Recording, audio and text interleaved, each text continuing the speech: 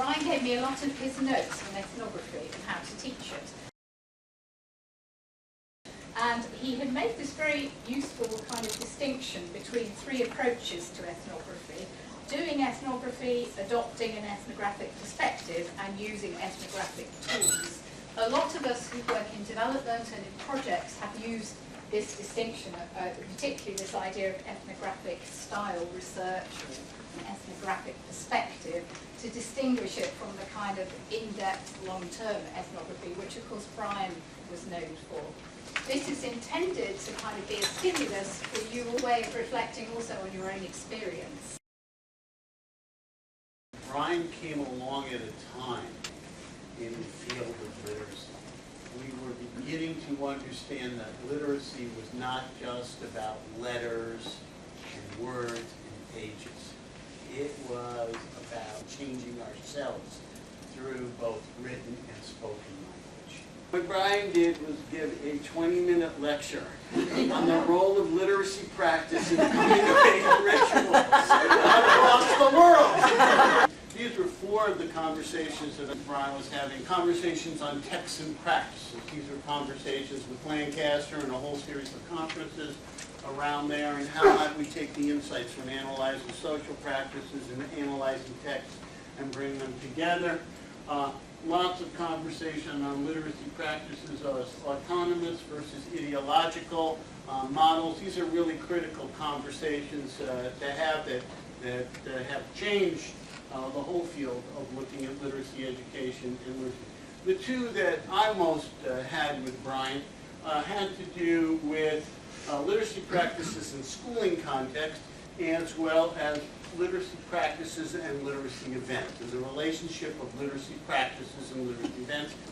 If you think about a literacy practice, it's really a social practice and a set of social conceptions about reading and writing. They don't exist outside of the doing.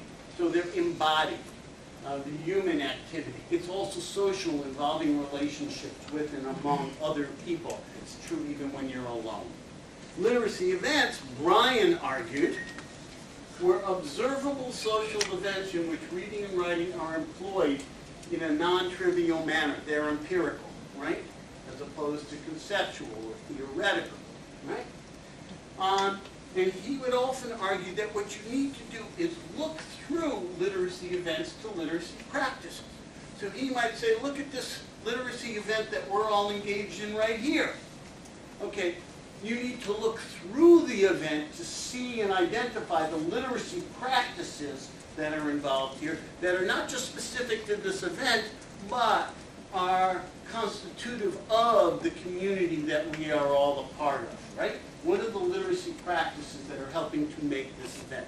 What I want to do today is re-theorize the relationship of literacy practices and literacy events to focus on adaptation and imagination and the tensions between stability and change, or if you prefer the terms, reflection and refraction. Stability and change indexes anthropological theory. This is mostly where Brian came out of cultural anthropology and social anthropology and linguistic anthropology. Reflection and refraction, of course, comes out of theories that were generated through the Bakhtin circle. Mikhail Bakhtin, Valdine Voloshinov, and other language and literary theorists as well. The notion of literacy practices focuses more on the stability, on the reflection side of things, where I want to argue that it is in events where we get the refraction, and it is in events where we also get the change and dynamism as well. Okay?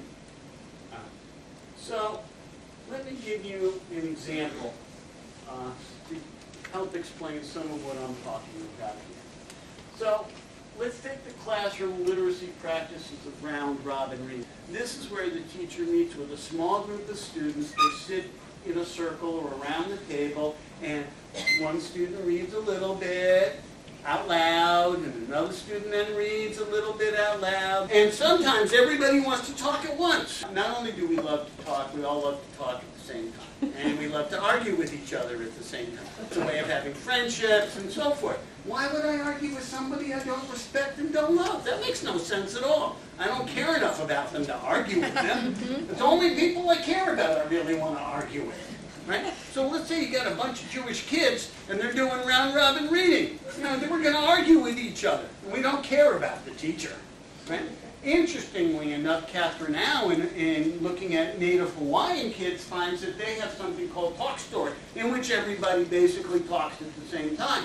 So these are really interesting, different cultural practices. And then you come to school, which the teacher wants you to read. Now you don't talk while she's reading. There's this contact of cultural practices from two or more different cultural contexts.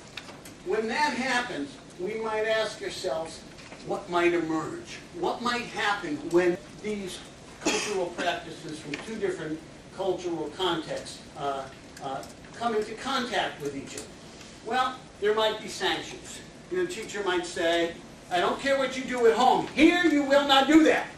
Right? If you've ever said that to a first or a second grader, you know all they hear is the yelling. They don't hear the words at all. And so as soon as you stop, they go back to doing it. They didn't hear your words. Another thing that might happen is one literacy practice might absorb the other. So maybe as a teacher, you just let it go on, because after all, they're talking about what we were reading, and, good enough, right? That sort of thing, right? So one practice might absorb the other, or there might be what some people have called the third space. They come together, and it's not just that they integrate with each other, they actually create something new, a new sort of literacy practice in that moment that actually might carry on, or perhaps not. So if you're a teacher and you're sensitive to what's happening in your classroom, and you don't have this sort of deficit model of your kids where your kids must be just bad and undisciplined and not respectful of the classroom and the teacher, but you have this notion that what they're doing in class is a form of a participation in which they want to engage. And maybe they're bringing things from their homes that are different than your home and the way you think about it, right? You might think, okay, we've got a way of doing things, right? So one of the key issues is changing the nature of the uses of literacy and how people engage in literacy activities, right, in your classroom. So one of the key issues might become as a teacher, is the issue of what we might call strategies versus tactics. Now this distinction that Visertot makes is tactics are momentary. They don't last. They're what you do to get through a particular situation at a particular time. It's also important in terms of how we think about the relationship of practices and events and how they're related to each other. It is not, however, just looking through the event to the practices, but it is in the event in which we have these tensions among different cultures and how their literacy practices are coming together. We have tensions between what will emerge from when that happens. We have these tensions, if you will, between the momentary, between the tactical, if you will, and the strategic. All of those tensions are going on, and all of that is getting worked out in the event as we move forward and reconstitute new literacy practices or hybrid literacy practices or third space literacy practices or hegemonic relationships among literacy practices. I'm going to look at a 7th grade language arts class in the United States. What I want to suggest here is we have a cross-cultural situation. The class was reading 2 novels at the same time. These were the white protagonists who were having serious social problems and economic problems and so forth.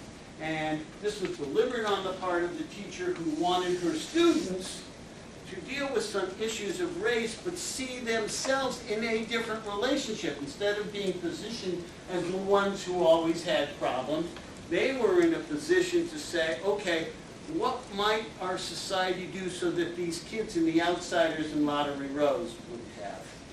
Their problems could be addressed. With the exception of 2 or 3 kids, no child in this 7th grade class, so here we're talking about students who are, between 12 and 14 years old had yet read a novel.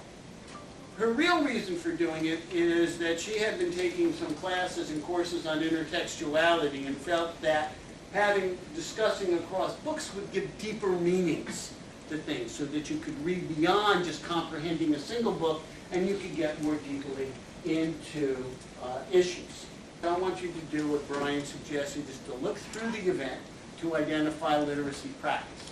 The homework they had for the night before was in the chapter the teacher wanted them to read, to highlight in the book any portion that they thought was particularly important.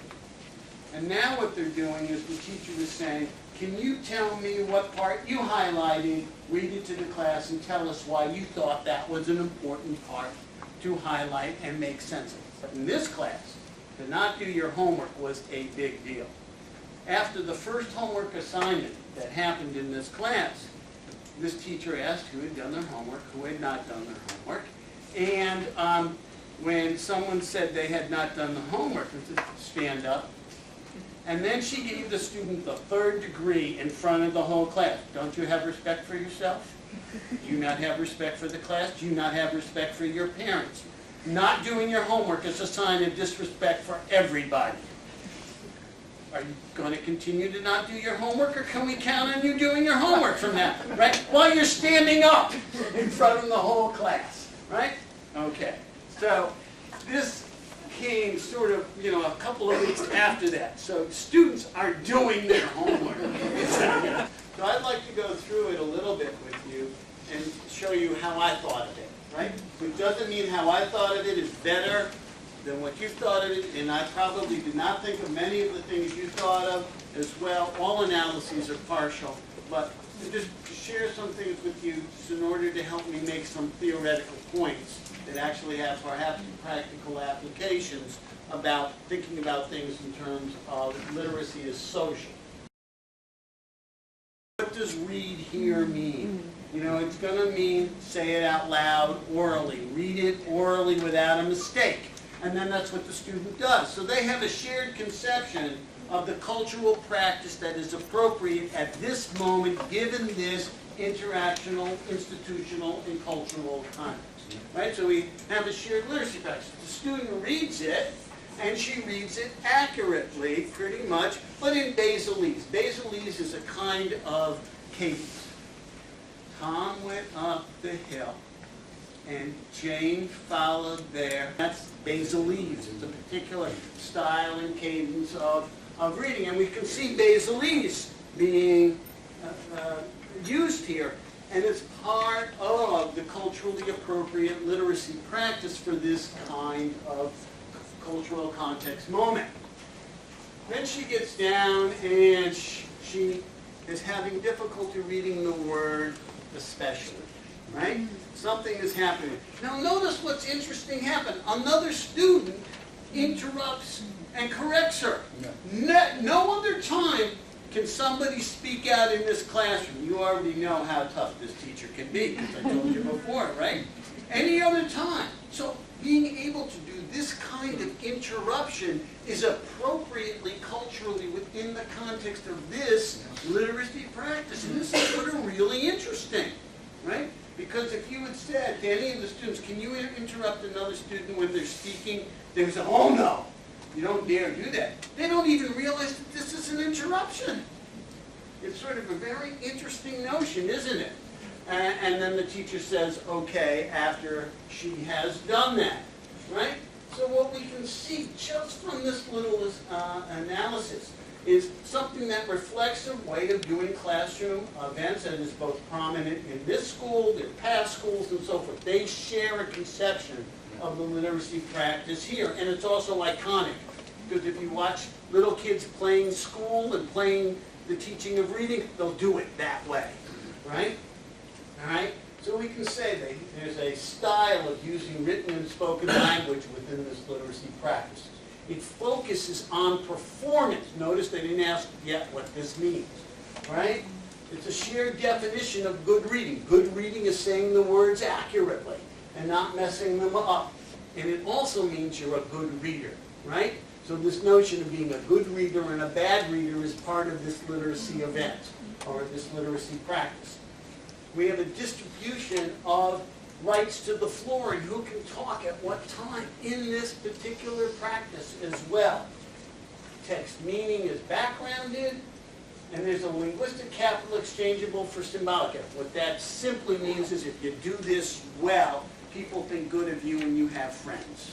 Right? From lots of studies we know that if you do well in school, then you get to hang with the other kids who are doing well in school in the playground. Stephen Bossett's work, Stephen Ball's work, and a number of other people. The teacher then asks her, why was that important enough for you to highlight? All right? So we see a traditional reading comprehension question coming here. And then the student says, because she didn't get that mad at the students, but just at Georgie, she got real mad at him. So you think she singled Georgie out? I think this is really interesting.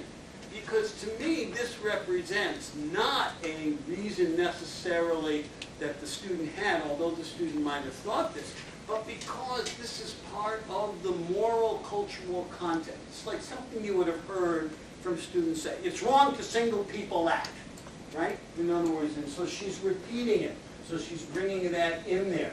Okay, Johnny. Johnny has his hand up, right? He wants to answer the question, right? Now this is interesting to me because Johnny was the kid who had to stand up because he didn't do his homework. He wants to make sure she knows he did his homework. So what's the meaning of engaging in this literacy practice? I did my homework. I'm not a bad student. I have respect for people. I have respect for you.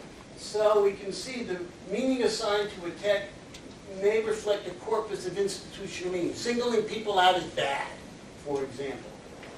Meaning lies in the social relationships people have and not just in the meaning of the text. Yeah? There may be a shared morality embedded in a literacy practice, such as you shouldn't be singling people out. And meaning involves the indexing of intercontextual relationships with his Johnny. I'm really signaling, remember what happened to me before when I didn't do my homework? Now I've done it. Right? So that's an intercontextual relationship. Look at all the things that these literacy practices are doing. Then we notice in it, the teacher goes, okay, have any of you ever been to Georgie? There was a style change happening, wasn't there? Right? In this, I'm not talking about the abuse part, because she's not asking kids to out themselves of having been abused, which, right? Oh. But the being in class and not doing work, not understanding and acting out and you said, here are your damn X's, and remember that expression makes a big, and they all laugh. Something's different that's happening right now, yeah? The style is changing, the interactional mode is changing, students are laughing, right? And heard one conversation, and then she goes, have any of you ever been to Georgie and mad at the rest of the world? This is not comprehension about the text, although it is sort of comprehension about the text, but it's, overtly about them, right? It's a way of using printed text, right? So we can see that there's a shift in what a comprehension question is. We can see there's a shift in register going on here. Shift in identities. She's telling him, I know you're not the Georgie. You're somebody else now. Maybe you were the Georgie, but you are not. How does she know? This is the beginning of the year. She really doesn't know this about them, right? And maybe they are still the Georgie or want to be, right? She's asking them to be reflective on themselves and the world in which they do. They're sharing an evaluation that it's not good to be the Georgie, right? This is a shared evaluation there, a shared morality about bad things happening, an assertive intersubjectivity, which is basically she's telling them, you're going to think like me that you're not the Georgie. Right? There's this assertive intersubjectivity that we're all going to think this way together. Right? There's identity work being done. The teacher still controls the turn-taking and authorizes what constitutes an acceptable response and what doesn't. So sort of interesting things going on here that are not part of what the reading practice was at the very beginning. Things have shifted, yeah? Okay. Can I ask you a question? She says, This is just for my own personal, professional. Okay, how many of you believe that? I don't believe it at all. And I don't think the kids even know what that means. But it's sort of a fronting of something going on here. It's an excuse. It's a shifting of relationships, at least at some level, in some way. How did you move out of the Georgie phase to the phase you're in now? And then she goes, I was once Georgie and now I'm Helen. I want to take a look at that real carefully. That's the way, both the way she says it and the cadence is a discourse pattern from the black church. I was lost and now I'm found. Right? From Amazing Grace. Now what's interesting, of course, you could not know, this teacher goes to church. She actually has decided to attend the churches where the kids go to church. They see her in church. She knows the discourse of their black churches, which also is her black church as well. And when we interviewed her about it, she was absolutely specific about it, that this was indeed her intent. That she had planned this even when she was planning the lesson. This is not a last-minute decision to do. She knew this is where she was going long before. I find this really interesting. This is a deliberate pulling into contact literacy practices from two different cultural contexts, just like we talked about maybe a little earlier as well. So we see here a refraction of the literacy practice, of school literacy practice, a refraction by intertextuality and intercontextuality and by hybridity going on in this particular moment. Right? I know all I'm doing here is I'm doing the university thing. I'm putting fancy multisyllabic words on something we just explained in plain language, but that's what I get paid for. All right? All right. Now notice one other thing she did. You learned, Helen, that if you did not do the work, you would be a bad person. Right? We all know what a bad person is, right? Define a bad person, she asks. Now she's going to do this again and again, but this is the very first time she has asked Helen or any other student to engage in deconstruction taken for granted content. Right? Right? What's a bad person? A person who doesn't listen, has no goal in life. Does this really sound like what a student would say if they were really talking about it with their friends? I think she's ventriloquating mom here. Or ventriloquating other adults in authority about what a bad person is, right? That's what I think is going on. We didn't have a chance to ask her.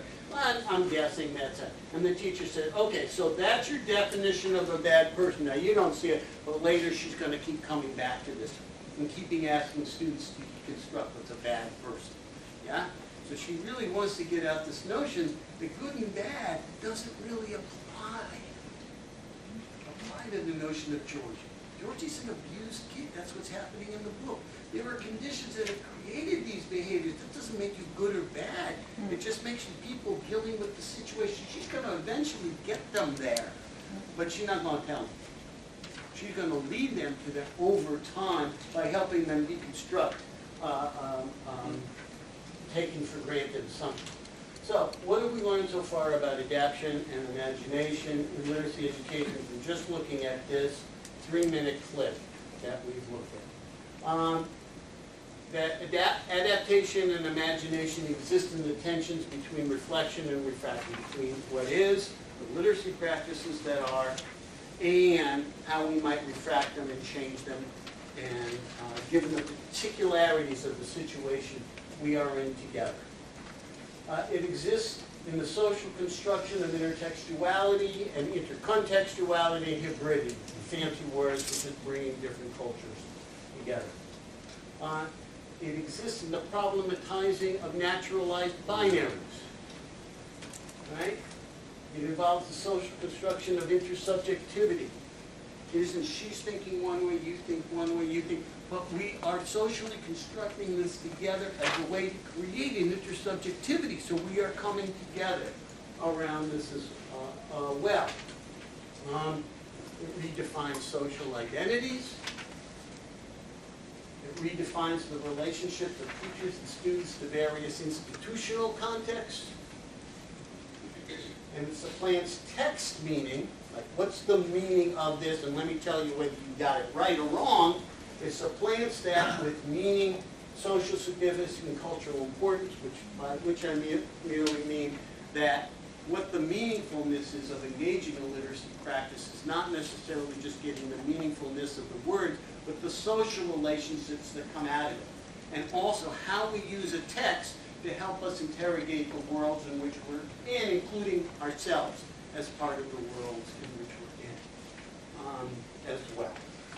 All right. Reflection and refraction are always being socially constructed and reconstructed, existing in the event and in the particularities of that particular event. Right? For both theorists and practitioners, the learning and dissemination, I would argue, about literacy practices, about teaching and thinking about literacy as social, is not so much rule governed in the sense of, here are the rules of how you should teach, follow them.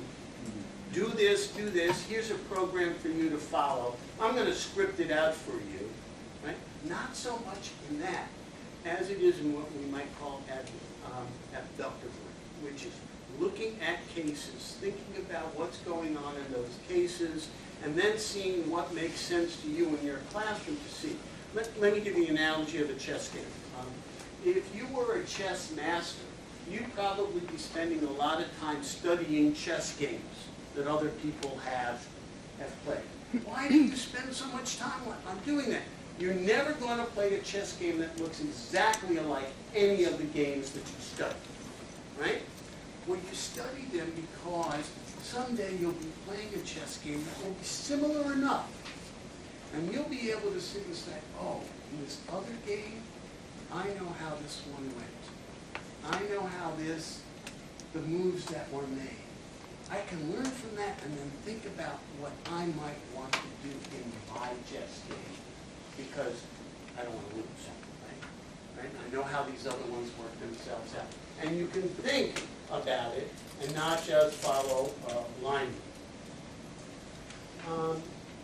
Literacy events and literacy practices might be understood heuristically, if you will, as two different kinds of social spaces that require and implicate each other. I don't think you can talk about literacy practices without also talking about literacy events. I don't think you can talk about literacy events without also talking about literacy events. They're two spaces that require each other, if you will. Okay? One in which particularities and tensions exist that produce adaptation and imagination in the use of written language. I really should that could potentially produce them. They don't necessarily do, but they could potentially produce them. And one that contextualizes the use of written language within evolving stability. Almost 35 years that we've been having this conversation.